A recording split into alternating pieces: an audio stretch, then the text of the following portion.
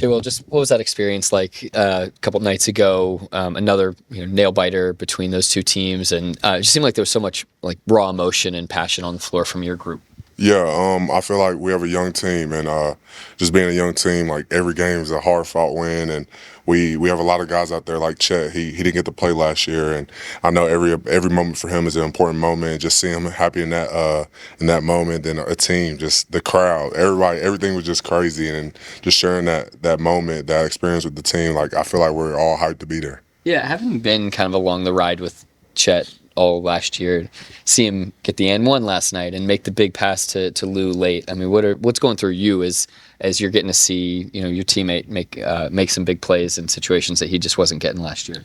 Yeah, I'm happy for him. We're all happy for Chet. We saw him on the sideline watching us during practice. He was over there on the scooter watching us practice, shooting the ball up in the air. So we know how bad he wanted to be out there, and just being able to see him out there having fun, playing his game, like it's great. It's great. A couple of people have said that you were really like smiling watching him go to the line. Were you really confident he was going to make those? Yeah, for sure. Chet loves those moments. He loves those big time moments. He wants to be the person shooting the shot, and we all trusted him with the shot. We knew that he was going to go up there, take his time, and hit the free throws. So was that why you were so happy, just thinking like he's got this? Yeah, I was happy. We were in a good situation. With Chet on the line, needing to make 3 free throws, we were in a good situation. You guys had 17 steals the other night. Just the defense seemed so disruptive. Just what went into that for you guys, and how much were you guys leaning into the game plan, do you feel like, in that game? We leaned into the game plan a lot, and then just having guys like Shea, Lou, Dub, K-Rich, Wiggs. We have a lot. Chet, like we have a lot of guys, long arms that are able to pressure the ball, that are able to make guys turn the ball over. And when we have the guys that we have, and we follow the game plan, good things are going to happen. What are you feeling like you're seeing from Shea on the defensive end? He's had 3 straight games now with 5 or more steals. Just what's it like being behind him, seeing him work and like in passing lanes and in help defense? It's honestly great. I feel like a lot of the times when you have a guy that's doing so much on the offensive end, you don't get a lot on the defensive end. And with Shea, like he's doing just as much on the defense end. He's willing to go block those shots, get steals, guard, switch onto the best player on the other side. So with Shea, when you know he's on the defensive end, like you trust him to get a stop. Sure you wanted a different result yesterday, but how was that experience just getting to go to the game and see Arkansas? Yeah, it was great. I try to go back whenever I can to support those guys. I know when I was there, we had a lot of NBA guys coming down to support us, and just being there, it feels like I was just there like not long ago. But seeing those guys, seeing the coaches that I had, just I love going back to support. Did you see they had the wrong Jaylin Williams on your own TV? I did see that. Yeah, I did see that. Do you think it like eventually do you ever think like, well, eventually that has to get better, right? People have to get better at that? I mean, eventually, I'm hoping so, but it doesn't matter. Yeah. Mark, I just want to ask your take on just J-Dub's game from the other night and the way that he was able to manufacture shots, particularly kind of get into those places in the elbows. What you notice about maybe the poise that he had, or just the determination he had to get to some of those spots? Well, I mean, he was great offensively, obviously. And, one of the things we're seeing more and more, they're going to put their best guy on Shea. A lot of times they're going to put their second best guy on Chet to switch, which gives him a minimum of their third best defender, whoever it is. And so that's going to open up opportunities for him. Versus if they stay traditional with Chet, he's going to get the second best defender. So I thought we were able to take advantage of that a little bit. And then I was really impressed with him defensively. That's a really tough cover, that team. And we moved him everywhere. He had Thompson, he had Curry, he had Green. We had him on the 5 at times to switch when we were small. And just his versatility on that end, it just unlocks our ability to play different schemes and have different guys on the court with him. And on some of those mid-range jumpers, I know you're focused on his defense, but just he had a couple like rear view contests that were given to him. Is that something that you see these guys practicing, is like not just guys coming straight out to them to contest, but contesting from all different directions? Yeah, I mean, we try to work on, one of the things, you wouldn't know it by watching the gym right now. It's a very light day, but one of the things we've tried to do is increase the amount of contestedness and reads in our individual work to make it more game realistic. There's a lot of science that backs that, and we've done a good job of incorporating that in a lot of our skill work for all the players, not just for Dub. Mark, for a couple of different reasons, you've run out of timeouts pretty early a couple of times this last week. Yep. How do you sort of balance that, making those decisions? And then also, what makes you maybe comfortable with these guys that they can play, 4 or 5 minutes at the end without? Well, I'm not comfortable with that. Not because of them, but you want to have it, for time management for no other reason. The play where Chet got fouled is a classic situation where if we had a timeout, we would have used it. The last time we played Golden State, they made a 3, and we would have had to go the length of the floor in 1.8 seconds or whatever. So we will always want to have them when we can, especially in a close game. We usually do. It's not a typical issue for me. In the Dallas game, we had 4 going into the fourth. We used them all during that 30-0 run, rightfully so, because we were just trying to hang in there. This one was weird. I mean, Isaiah called one on a loose ball. I don't blame him for that. I challenged the play on Chet, which we would have lost the mandatory anyways, but I would have gotten charged the mandatory 3 minutes later anyways. So using 3 in the first was aggressive and somewhat unintentional. And even the last one I took was Lou came up limp on that play.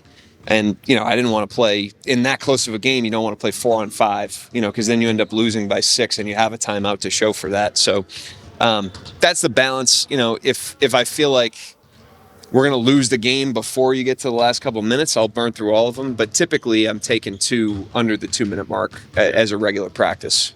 Even not being comfortable with it, what does it maybe tell you? Those guys, those are hard games to not get stoppages in, that end of Dallas and Golden State. Like, what does it say maybe that we were able to navigate it?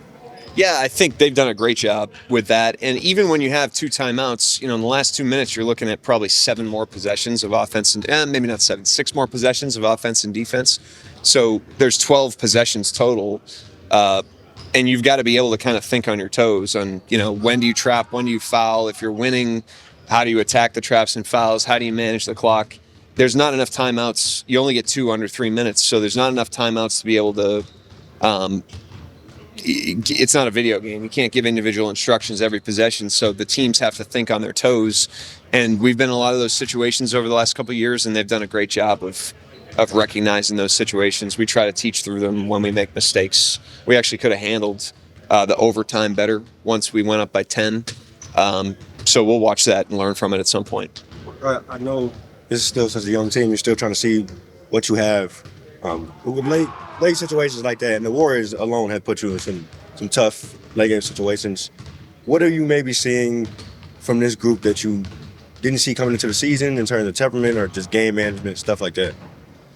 Well, I think it's a little bit of a continuation of last year. I thought, we did a really good job managing a lot of those situations last year. I thought we had great poise and presence in those situations, which is really, presence is the key ingredient in my opinion. I think if you asked most teams and most players in non-emotional moments, hey, this is the situation, what should we do? They're going to get it right. When you add in the emotion of the game and all the distractions that come with a close game down the stretch, home, road, whatever it is, it can pull you out of the moment. And I think that's where a lot of players and teams can make mistakes, including us.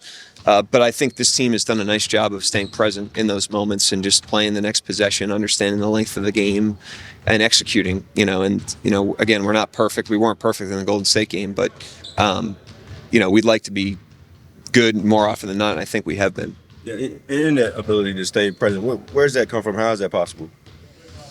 I don't know. I think everybody's different. Some of it's just selection. I think we've got good competitors coming in the door, and then we try to develop that to the degree that we can, and just use the Dallas game is a good example. In those timeouts, I mean, there's a couple tactical adjustments, but really that's all we're trying to do is just get their feet back on the ground. It's just like, hey, we're down by 4. It feels like we're down by 100 because of what's going on, but we're down by 4. Let's just tap back into the game here. Let's just have a really good possession. So we try to nudge that along, but 90% of the credit goes to them and the way that they perform. I know it's not a big deal to you, but picked up your 100th win. Can you just more so talk about the journey and getting there? Yeah, I mean, it's the same as the rest of them, but all I'll say is I'm incredibly grateful for the opportunity to work here. I don't take that for granted. I don't take Mr. Bennett for granted. I don't take our entire building for granted. Sam obviously has given me this opportunity, but I work with great people, and I love working with our players. So anything that pulls me out of the game-to-game moment of the season, I usually just try to tap into the gratitude of that, and I'm incredibly grateful to be coaching here and to have been coaching here. Coach, you had mentioned the play with Lou earlier where he went down and checked out of the game, came up a little bit limp, but then him coming back into the game, being able to make an impact. I know like toughness is his middle name, but what does that sort of situation kind of say about him? I mean, I'm not surprised. I mean, he's just a dog, competitively. And, it was a moment where, like guys hit big shots and they kind of make like, they'll have like faces where they're like, reacting to the shot they just hit. And when he lined up on Curry on the last possession, he kind of like has that on defense. And I'm like, how many guys like have that on defense? It's pretty unique. He just like knows that moment. He just loves that moment, and he's gotten scored on before, but, he's turned on by those situations. But yeah, he battled through. I mean, he was hurting pretty good. He had a pretty good night overall, it seemed, offensively. What did you make of kind of his floor game and the way that he was able to find his shots the other night? Well, the last 9 or 10 games, we're up 3 offensive rebounds per game, which helps us in the overall possession battle, and he's got a large part to do with that. He had some big ones against Golden State. He obviously had the tip dunk, but he had one earlier in the first half as well. And continues to just play the system, play on the catch, take good shots. He hasn't shot it as well as he did early, but his selections stayed consistent, and his decision-making has stayed very, very sound. Which is what you have to do. The shot making is going to come and go, but you have to have a consistent process, and he's done that through 21 games. The shot he made at the end of overtime came from Chet, and out of a double team on Shea. Chet's made lots of plays like that before, but that one seemed to come from further out on the floor. Just what'd you think going back and looking at the way that Chet attacked there and made the right play? Yeah, I mean, we tried to learn the lessons from, we've been double teamed before, but the Dallas game in particular that really rattled us in stretches of the game, and we improved it in the game there. That's why we were able to win it. But it was good carryover a couple of games later where they start doing that late as we had a lead, and I thought we managed it pretty well. And Lou and Chet, Dub, Shea, and Joe, they did a good job in those situations. Mark, we're a couple days away from the new arena vote. I was just wondering if you could share thoughts on that situation. I mean, it's going to be it's a vote, so it's up to the people. I'm not going to get in the middle of that.